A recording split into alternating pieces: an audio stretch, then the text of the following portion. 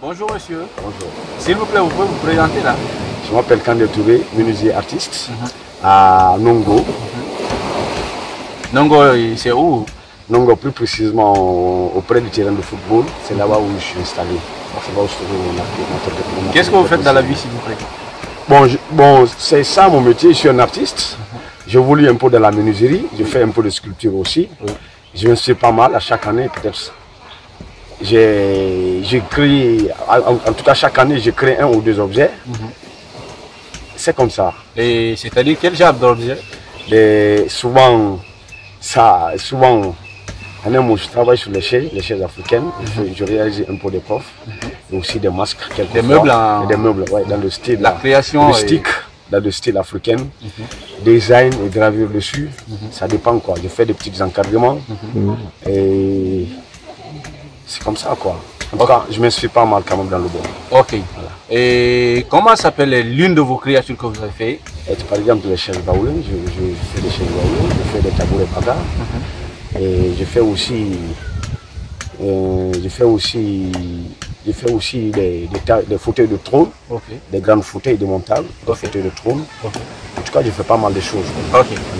Et vous avez duré dans le métier dans combien de temps? Vous avez fait combien de temps? Ça me fait 10 ans que je suis dans ce métier. 10 ans. Et quel plaisir vous avez dans ce métier? Je me plais dans ce métier parce que ça m'aide à passer mon quotidien, si tu veux, et je viens à l'aide de la famille de foi. Et bien, ce qui m'anime un peu, mon ambition, c'est d'aller exposer à l'international, c'est tout. Présenter mon talent en Europe, ou soit aux États-Unis quelque part, si j'ai la chance un jour. Ok. Pourquoi vous avez choisi ce métier, s'il vous plaît? Et c'est parce que j'aimais ce tout. J'aimais ce tout. Je suis tombé sur quelqu'un qui a fait un peu le tour de l'Afrique, qui est guinéen. Il est né en Guinée. Peut-être à l'âge de 15 ans, il est sorti en aventure. Et il a fait son aventure vers Burkina Faso et la Côte d'Ivoire. La Côte d'Ivoire, il est parti vers le Libéria. La guerre a fait qu'il est venu ici en Guinée, son pays d'origine. Et du coup, un jour, on s'est rencontrés dans la rue, comme il n'y avait pas quelqu'un à côté qui s'exprimait en français. Et du coup, moi, je lui ai répondu. Il m'a posé des questions aussi. Des fois, je peux l'aider dans quelques situations dans le quartier. J'ai dit oui.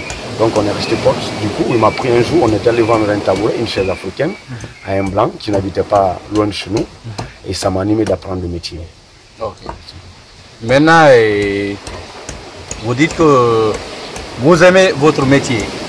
C'est bien ça? J'aime plus que le mot même. Vous apprenez les gens aussi? Vous avez des apprentis ou... Et tu sais, en Guinée, c'est pas facile quoi. Les enfants, ils veulent pas apprendre le métier quoi. Tu vois, non? Tu vois, toi-même, tu connais un peu la Guinée. Quels sont les conseils que vous donnez aux gens qui n'ont jamais pratiqué ce métier? Moi, je donne à tout un chacun. Moi, je donne le conseil à tout un chacun, à tout un jeune quand même. À défaut de l'école, de se contenter de métier. En tout cas, de ne pas rester comme ça dans la vie, pour rien. Il faut se professionnaliser. S'il y a défaut de l'école, on peut se contenter de quelque chose. C'est comme ça. Mais il ne faut pas rester comme ça indifférent. Quels sont les avantages de ce métier pour vous? Je t'ai dit ça déjà. L'avantage est que je subviens à mes besoins. J'arrive à payer ma location. Je m'occupe un peu de ma famille un peu. C'est comme ça quoi. Et monsieur, vous avez dit monsieur? Moi, je suis Kandé Touré. Monsieur Kandé Touré. Monsieur Kandé Touré, vous êtes natal de quel? Je viens de Forêt-Caria. Vous venez de Forêt-Caria. 100 km de Comment vous êtes venu à Conakry? Vous n'avez pas fait votre métier? Parce que je n'ai pas pu pousser les études jusqu'au niveau que je voulais. Parce que mes parents n'arrivaient pas à me soutenir. Ils n'avaient rien. Et j'ai réfléchi à un moment donné. Donc, j'ai dit, je vais chercher ma thèse. Donc, c'est dans ce cadre-là que je suis venu à Conakry. Je ne pouvais pas continuer à les emmerder, ça ne va pas. Donc, j'ai jugé nécessaire de chercher ma tête, quoi. De venir au secours très tôt, quoi, comme la tradition africaine le dit. Ça. Maintenant, quels sont les besoins que vous nécessitez pour évoluer plus dans votre métier? C'est le besoin fondamental, c'est le besoin financier, c'est ça. Financier. Et quand on est soutenu dans quelque chose, on peut aller loin. Mais quand on n'est pas soutenu, c'est pas facile. Vous demandez le financement pour évoluer de façon individuelle, c'est pas facile. Vous demandez le financement pourquoi? Pour les matériels ou quoi? Non, pas pour les matériels, bon, pas simplement pour le financement, mais qu'on me donne l'opportunité de vendre mes affaires. Si tu veux, sur le plan international, c'est ça qui a plus de rentabilité que de vendre ici à Conakry. Parce que là, juste, on ne cherche pas à gagner notre tête, on cherche à gagner la vie. Du coup, tu ne peux pas vendre au prix que tu veux. Ok.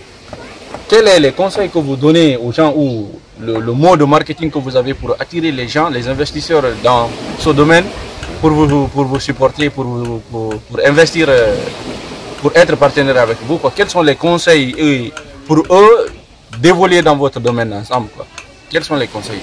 Qu'est-ce que vous pouvez dire aux investisseurs pour vous financer? Ouais, moi si je gagne l'opportunité avec quelqu'un qui peut m'aider, ça me poussera à aller très loin. Là, je ne peux pas tout dire, mais c'est un top secret, quoi. Et il faut tout dire parce que moi, je ne vais pas mettre mon argent dans quelque chose que je ne connais pas les avantages et les inconvénients. En tout cas, je garantis la personne qu'on peut aller très loin parce que j'ai la conscience professionnelle. Là, avec la conscience professionnelle, vous garantissez la personne. Ok, monsieur Touré. Monsieur Touré, merci pour votre temps. Et merci beaucoup à toi aussi. Et merci beaucoup. Ben, si tu veux, la vie à Conakry, c'est pas facile. Hein? C'est toujours les situations, les choses évoluent à la base ethnique. Là, c'est clair. C'est pas facile de vivre à Conakry. Logiquement.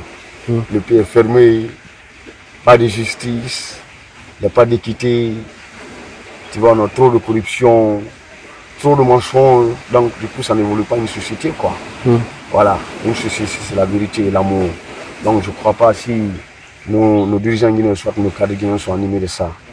Je ne crois pas. Ils ne pensent qu'à leur intérêt et à leur famille. Après leur famille, c'est fini, c'est tout.